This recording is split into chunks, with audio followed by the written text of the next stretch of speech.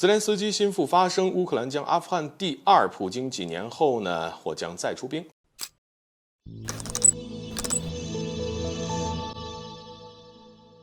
大家好，欢迎来到赵太阳观察室。哪怕本次俄乌冲突就此结束但俄乌双方其实仍然有可能会在几年后再度爆发军事冲突的，这是乌克兰总统泽连斯基心腹给出的一个前瞻性的预测。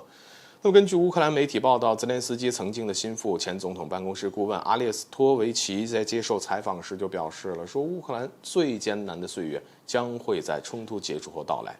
他为什么这么说很简单，因为按照他的观点呢，未来乌克兰将面临两个严重问题。第一个是无法解决非常严重的社会问题，这样将会导致乌克兰成为阿富汗第二或者是伊拉克第二。除此之外，普京领导下的俄罗斯呢，有可能会在2028到2029年再度发起第二次军事行动，对乌克兰继续报复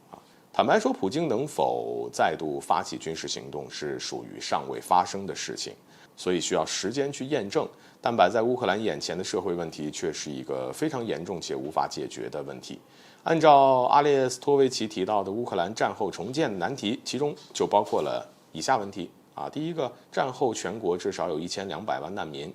包括经济活动停止、基础设施和建筑被摧毁、国家背负高额外债、劳动力出现短缺，许多军人将成为失业者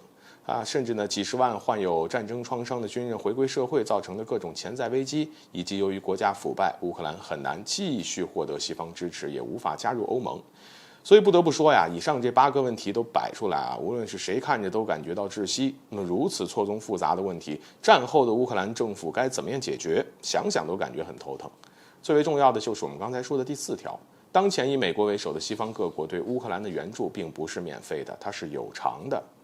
从消息来看，西方对乌克兰的援助中呢，属于人道支援的其实只占小部分，而大多数都是以负债来换取的武器装备。所以一旦乌克兰政府未来没法偿还，那么充当抵押品的土地或者是国家资源那就都会被西方强行收取。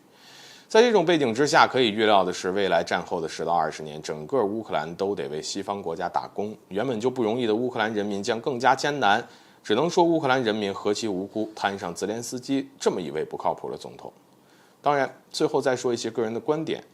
其实是一场俄乌的冲突呢，让乌克兰人民陷入了巨大的灾难。现如今，乌克兰人民最想要的就是和平，而俄罗斯人呢，也一直对和平谈判保持着开放的态度，并且中国这样的域外大国也在大力推动俄乌双方通过谈判来解决争端。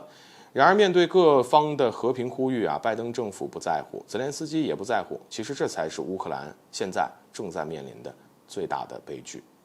好了，本期节目就到这里，欢迎点赞、转发，留下您的精彩评论。